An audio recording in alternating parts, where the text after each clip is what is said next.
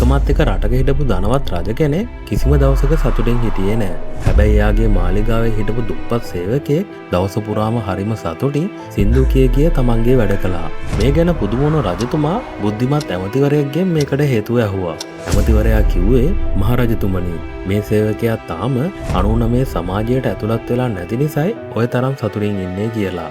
මේක ඔප්පු කරලා පෙන්වන්න ඇමතිවරයා රන්කාසි 99ක් දාපු මල්ලක් සේවකයාගේ ගෙදර දොරකඩින් තිබ්බා.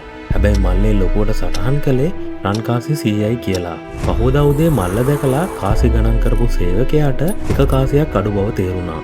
එදා ඉඳන් එයා සින්දු කියන එක නැවැත්තුවා. හිනාව අමතක කළා. කොහොම හරි අර අඩු වෙලා තියෙන 100 වෙනි කාසිය හොයන්න එයා රෑදවල් නැතුව ලොකු පීඩනයකින් වැඩ කරන්න ගත්තා. එයාගේ ජීවිතේ තිබුණ සතුට සම්පූර්ණයෙන්ම නැති වෙලා ගියා.